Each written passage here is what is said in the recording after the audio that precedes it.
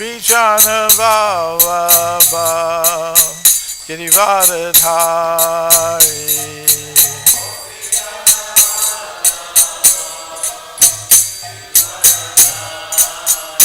Sodanandana Vrajajana Ranjana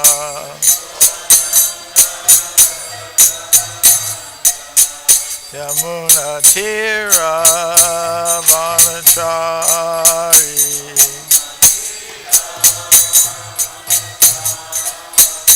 Jaya Radha Madhava Kunja Vihari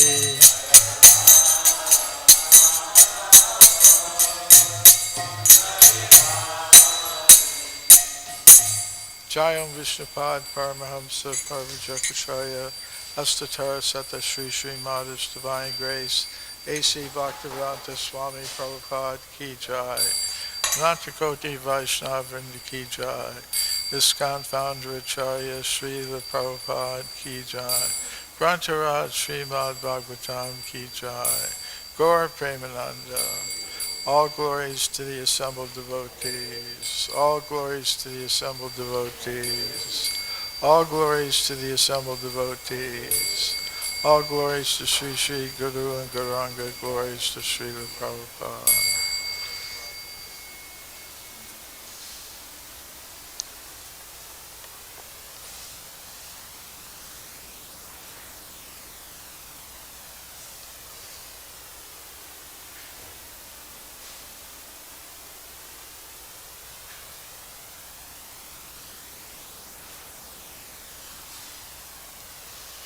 Om Namo Bhagavate Vasudevaya.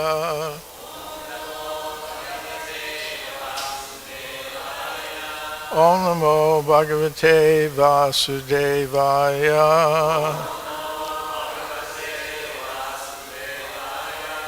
Om Namo Bhagavate Vasudevaya.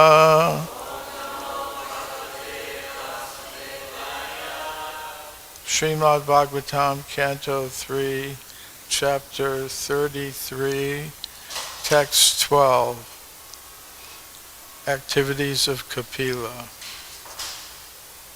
Maitreya, uvāca, iti, pradarśya, bhagavān, satīṁ, ātmano, gatim, sva-mātrā, brahma-vādinyā, kapilo numato, yayau, maitreya uvāca, iti pradarśya bhagavān, satīṁ ātmano gatim, sva-mātrā brahma-vādinyā, kapilo numato yayau, maitreya uvāca, iti pradarśya bhagavān, satīṁ ātmano gatim, sva-mātrā brahma-vādinyā, kapilo numato yayau, maitreya uvāca, iti pradarśya bhagavān, satīṁ ātmano gatim, sva-mātrā brahma-vādinyā, kapilo numato yayau.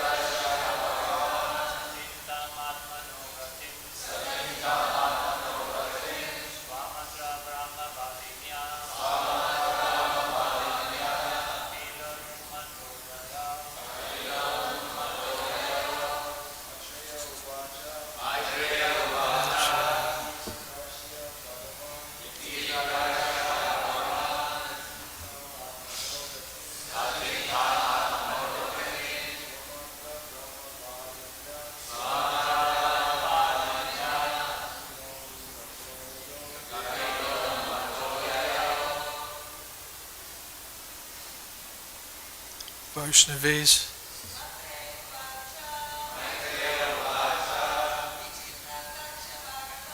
Iti pradarśya bhagavān.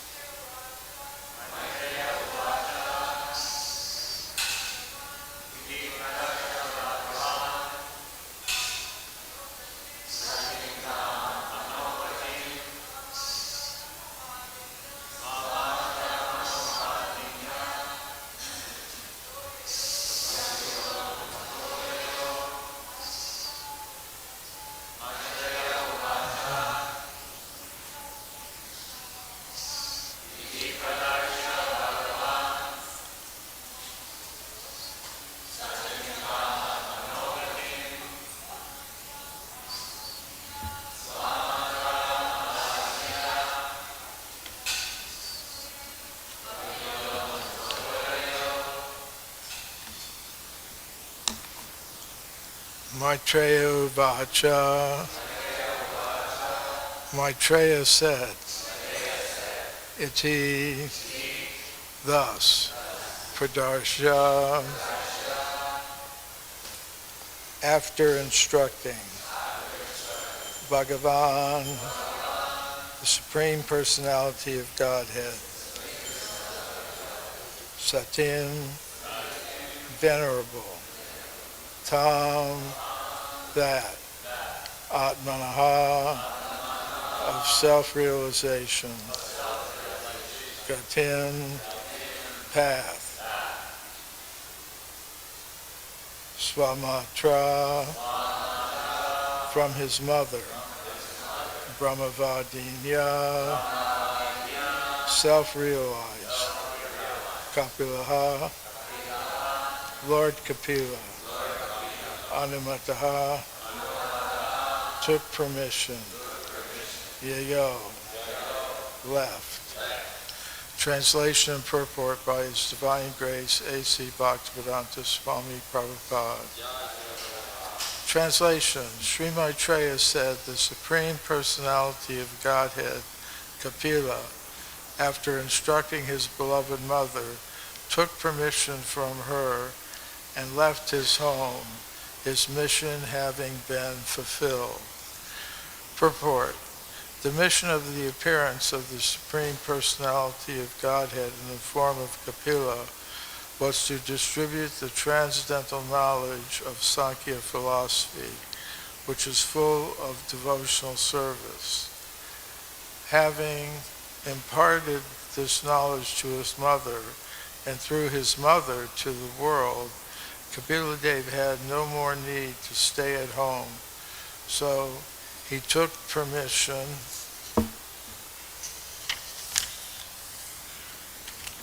from his mother and left. Apparently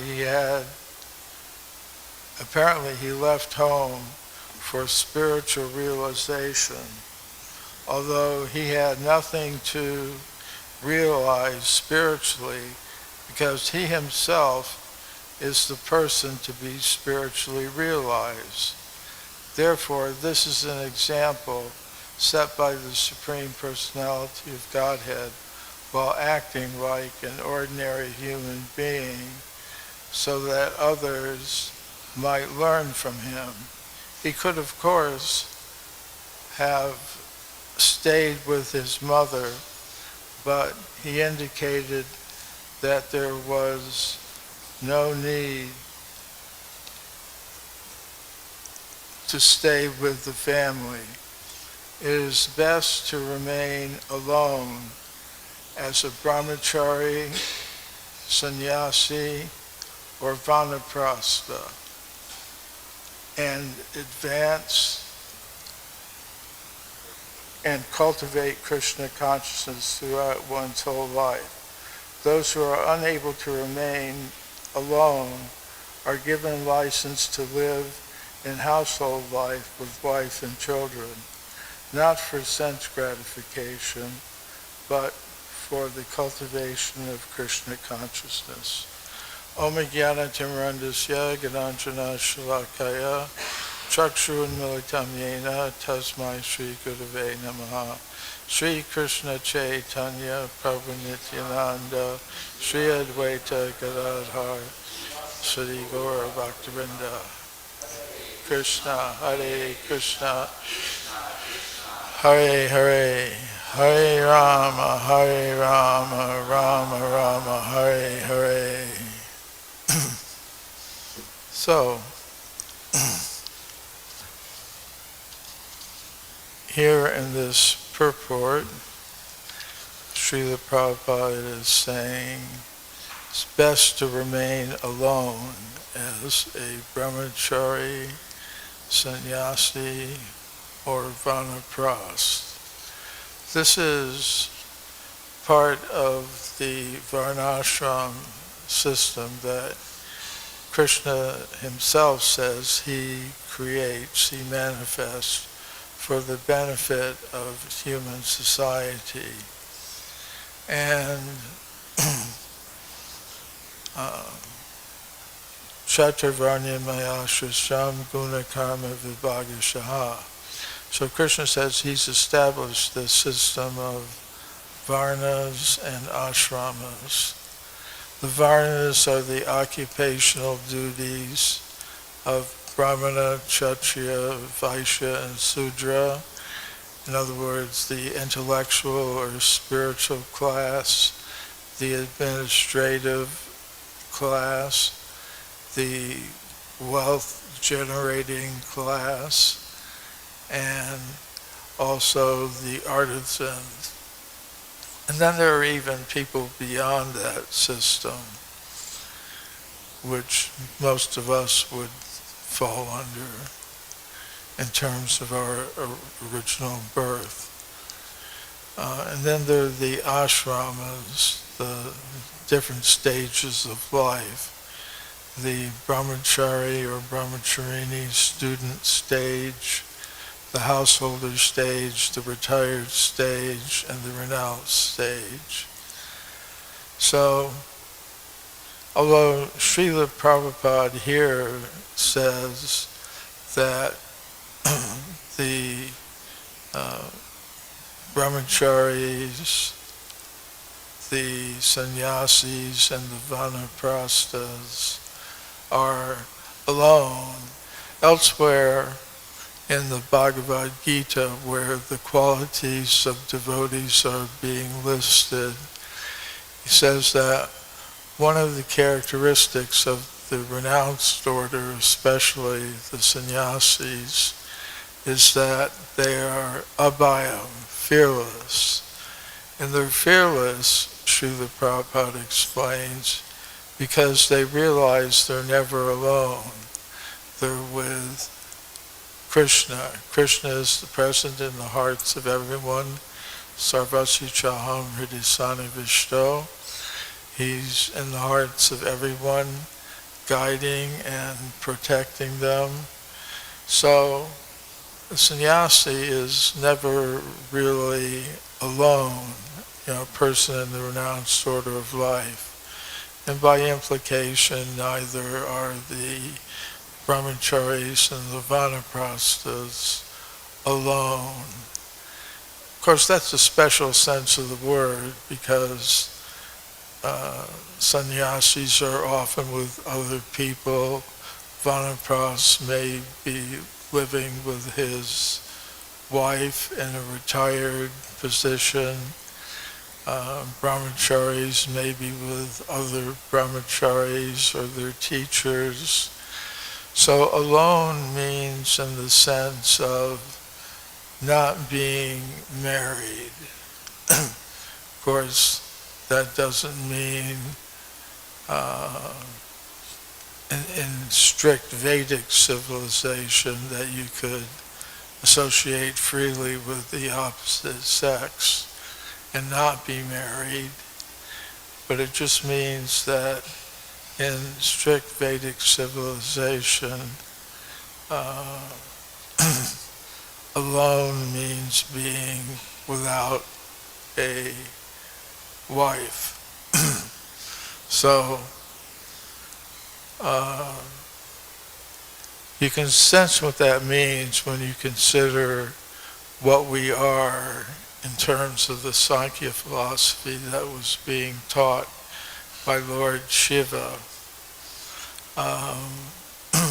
We're tiny spirit souls, 1/10,000th the size of the tip of a hair. But although we're very small, we have this energy of consciousness which pervades the entire material body, which we are not. It's a vehicle that we now occupy. Dehinosmin yata dehe, within the body is the embodied conscious self. And although it's very small, it spreads its energy throughout the whole body. And what is a body? A body is a collection of senses. So we're conscious selves that by the influence of false ego identify with a set of senses. And there are 5 knowledge-acquiring senses and 5 working senses. So the knowledge-acquiring senses bring us information about the world. We see things, we hear things, we taste things, we smell things, we touch things. So that input comes from the 5 knowledge-acquiring senses, the Gyan-indriyas, Pancha-Gyan-indriyas. Then we interact with the world of the senses through our working senses, or karmendriyas. And we have the voice for speaking. I'm using that working sense right now. Have the arms for organizing things and working in different ways. We have the legs, they're considered a sense. They carry us around to the airport, to get on an airplane, to fly to India or wherever. Then we also have the working senses, the organs of generation, by which we engage in sexual activity. And then there's the organ of evacuation, that eliminates waste from the body. So that's what a body is. It's actually a collection of senses. And if you kind of meditate on it, you can understand that you're kind of like a little universe, in the sense that you've got all these different sensory inputs, and your way of interacting with those sensory inputs. And all of the senses are grouped around the mind. Sometimes the mind is considered to be the 11th sense. And the mind is always presenting us with decisions. Sankalpa, vikalpa. Should I do it or not do it? Should I cross the street now or not cross the street now? Should I buy this or should I not buy it? We're confronted with thousands of these kind of presentations from the mind every day. Actually, at every moment, we're being presented with decisions to make. So, how do we make the decisions? Well, that requires intelligence, which is more subtle than the mind. And if we have the proper intelligence, we make the right decisions. We cross the road at the right time. we don't spend our money on foolish things. We're able to take care of ourselves. But even more than that, Krishna says, Tesham sada yuktanam bhajatam pratipurvikam jidami buddha yogam tam yena mamupi yanti te. If somebody has taken up the process of devotional service, then Krishna gives them a special kind of intelligence. Because we see even the ants, they've got some kind of intelligence. The bees have some kind of intelligence. The birds have some kind of intelligence. Some of them can fly thousands of miles across the ocean to their breeding places that they've never been before. So there are all kinds of intelligence. But what we really require is Krishna intelligence. And Krishna says he'll give that to us, so that will eventually come to him. That requires controlling the mind and senses. So if you're alone, it's a little bit easier. But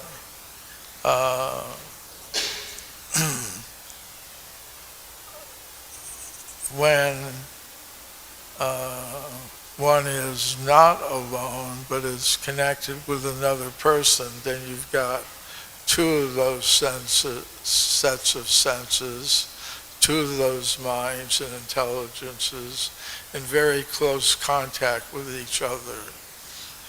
Now, it can be a help in advancing in Krishna consciousness, as Srila Prabhupada is saying in the purport. If one isn't able to maintain the position of being alone, I think it was a famous actress in the 20th century, Greta Garbo, whose famous line was, "I want to be alone." But if one is able to maintain oneself in that position, then fine. Otherwise, Srila Prabhupada said, one is allowed to enter into the grihastha ashram. And that can be helpful in one's advancement in Krishna consciousness.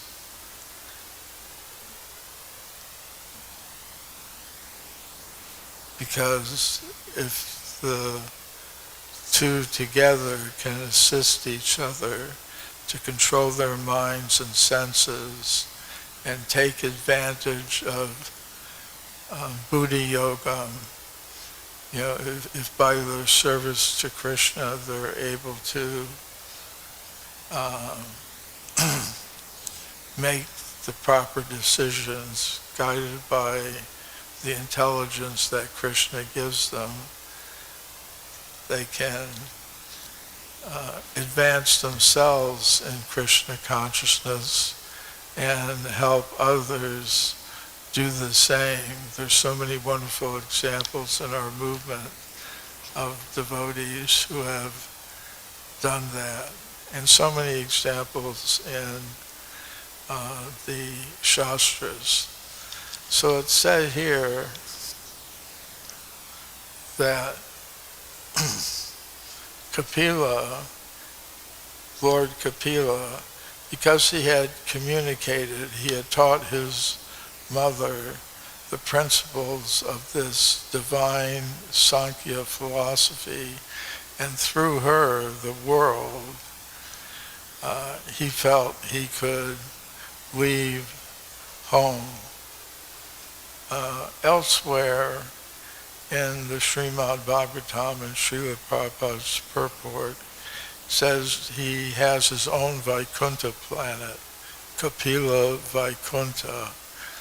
And although in a sense you could say there is some separation here between Kapila Muni and his mother Devahuti that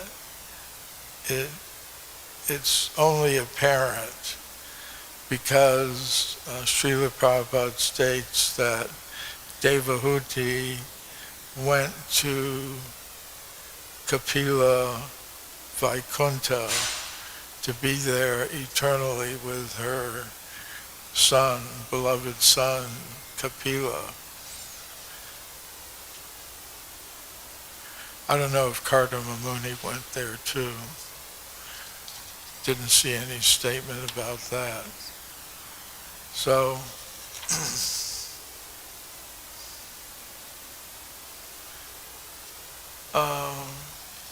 these renounced ashrams,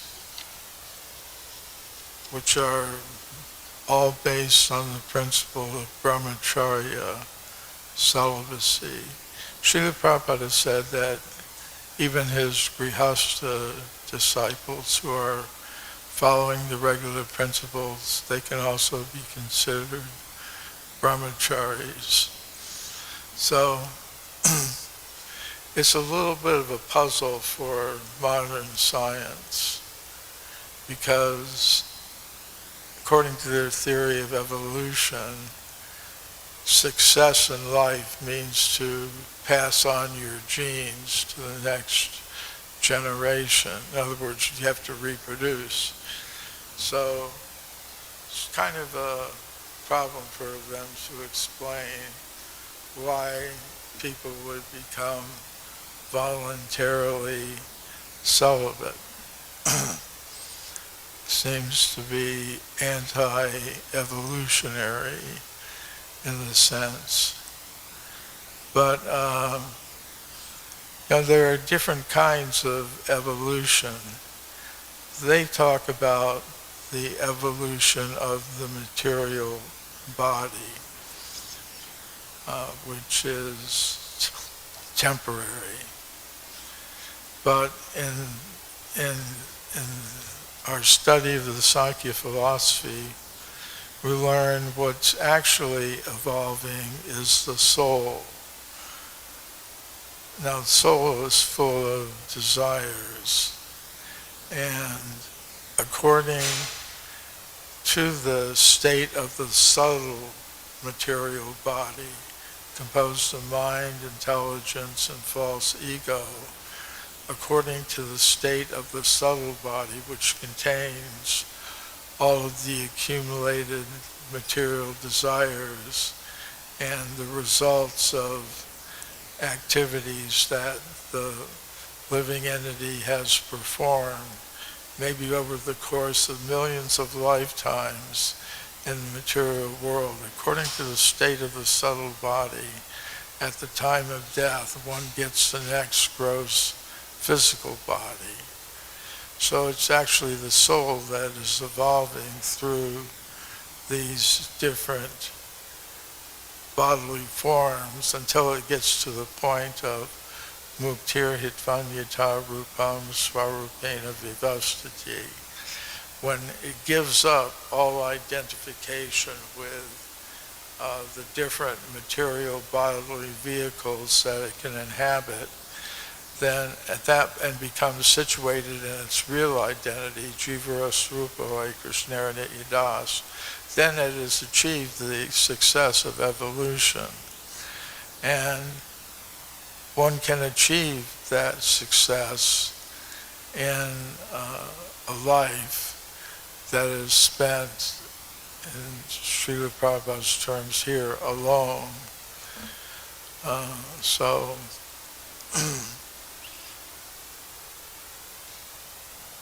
So that's another point from the scientific point of view, that it's not actually anti-evolutionary, it facilitates the evolution of the soul, which is the real evolution. So I'll stop there. Yes, Brigapati.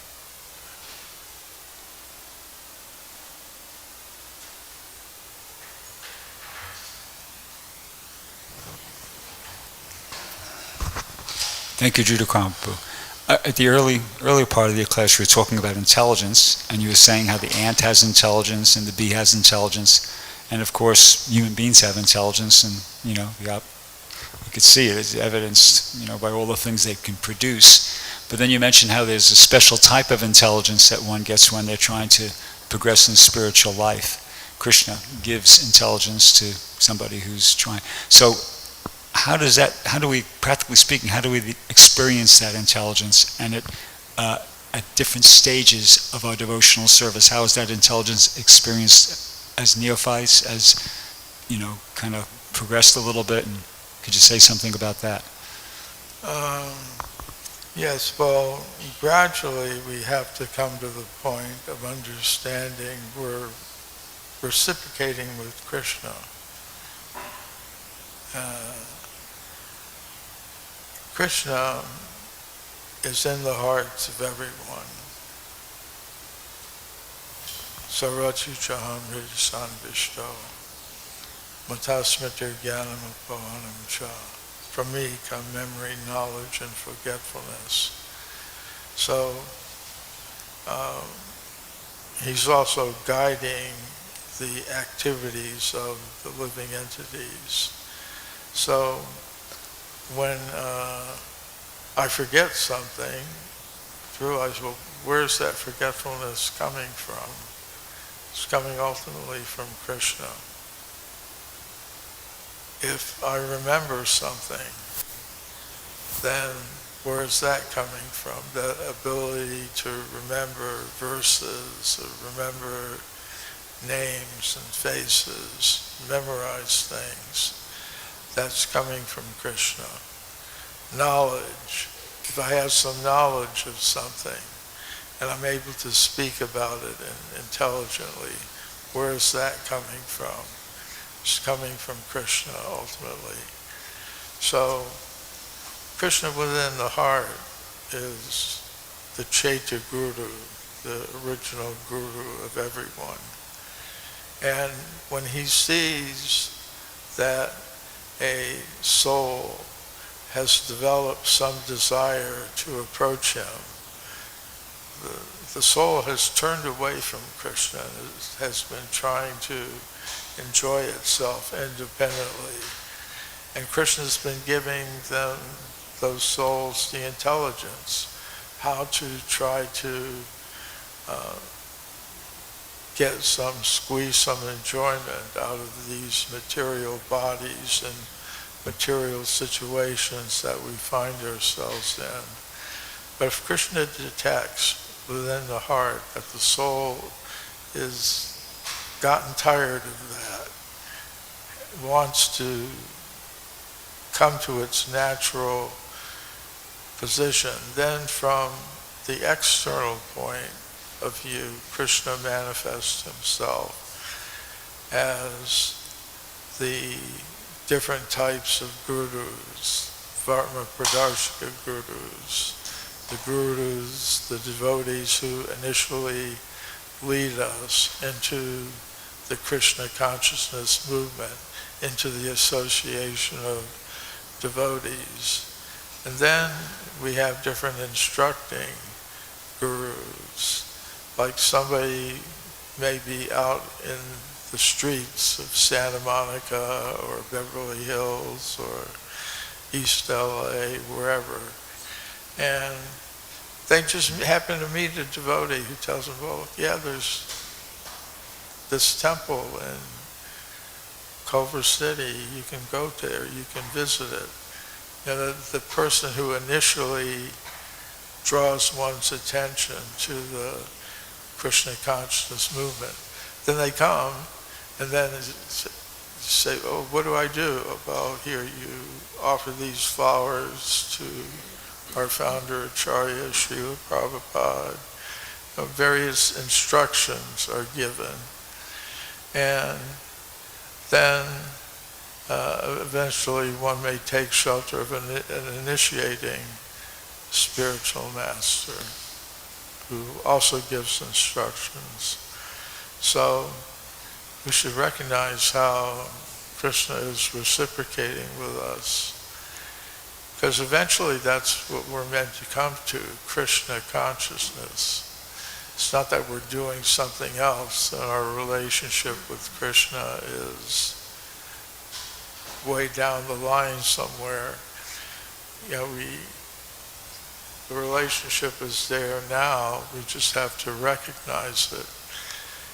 When we're doing our services, trying to take the position of das, das, anudas, servant of the servant of the servant of Krishna, we should, sometimes service is difficult, and there are problems. So if we're able to successfully do it, we shouldn't attribute it to our own qualification, but to Krishna within the heart, guiding us and empowering us to do it.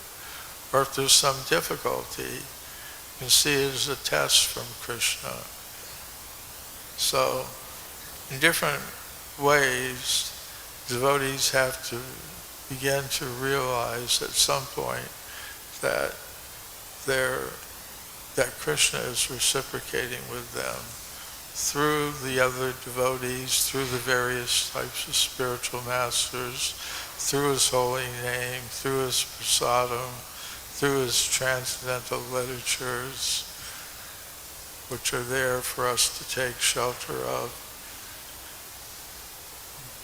from his holy names, chanting of his holy names.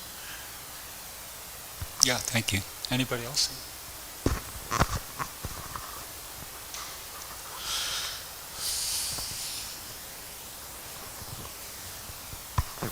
Yeah, we mentioned how knowledge comes from Krishna, but so I understand that in the conditioned state, you're trying to become Krishna conscious, you're still conditioned, and Krishna gives you knowledge within your heart. But what about if you're a self-realized soul and you realize that you're eternal, full of knowledge and full of bliss? How does that work as far as knowledge goes? I think you just said it, you're a self-realized soul.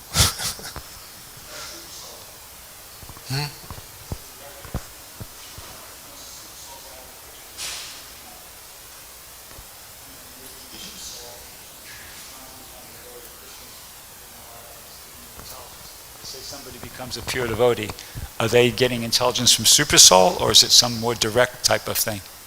Is that the question? Yeah, it's something like that. So many facets of that. Premanjana charita bhakti vilochena santa sadaiva hridiyeshu vilokiyanti yam sham sundram achinta guna surupam govindam adi purusham tamaham vajami.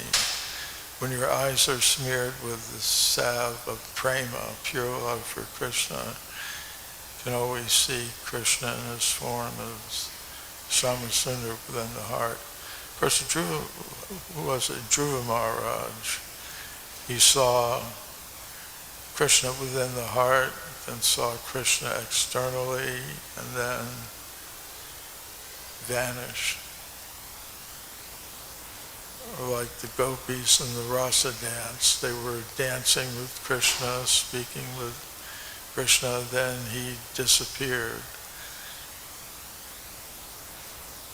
And they felt him, his presence, through the feelings of viraha, or separation. So,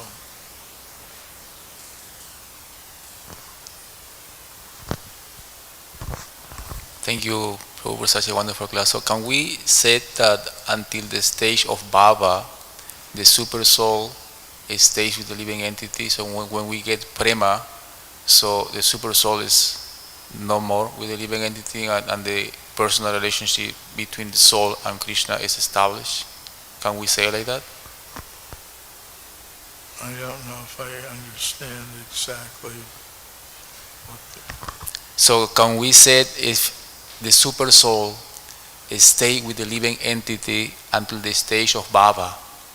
So when we get prema, the super soul is not with the living entity anymore, and the soul and Krishna, the relationship is thus between them.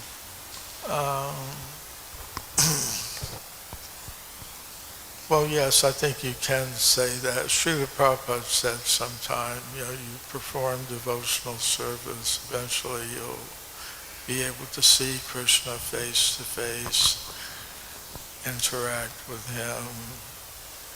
I mean, even use words like dance, kiss, embrace. So those are play, with Krishna. So yeah, that's there.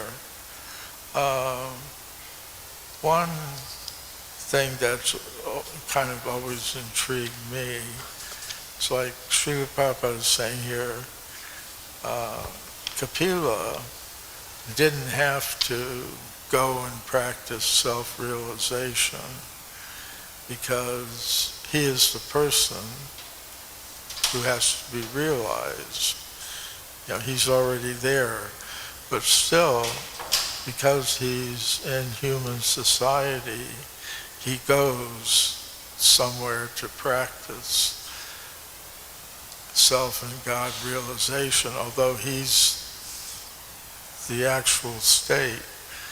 So it can be bewildering sometimes that the residents of Vrindavan, they don't see Krishna as God or super soul or anything like that. Just a very attractive person in their village. I mean, sometimes he reveals his identity, as he did with Mother Yashoda when he appeared. She thought Krishna had eaten dirt, so he said, "Open your mouth." And Krishna opened his mouth, and she saw within it this whole universal form where she recognized her beloved little child was the Supreme Personality of Godhead. But then Krishna made her forget that. Yeah?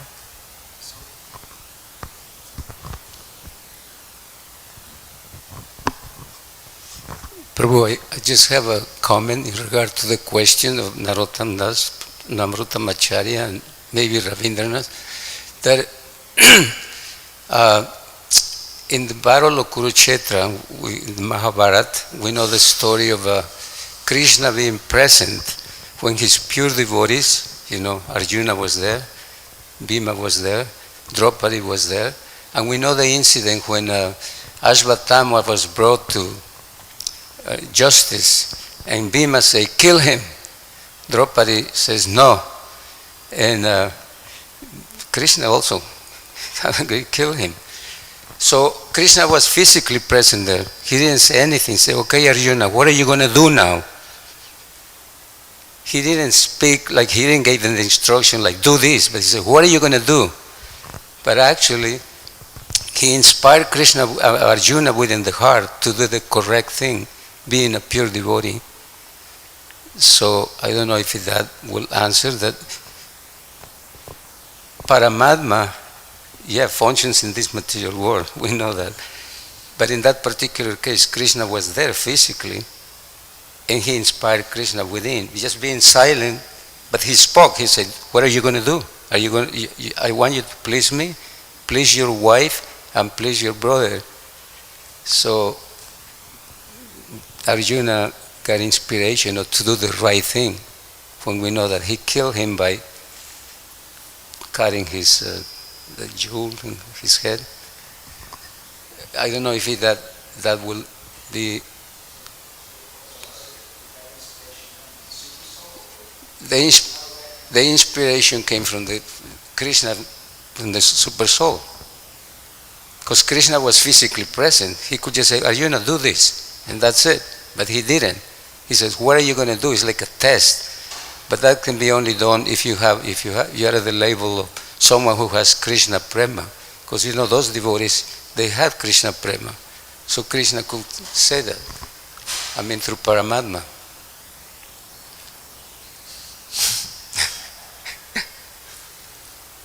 Thank you very much. Hare Krishna. Hare Krishna. Hare Krishna.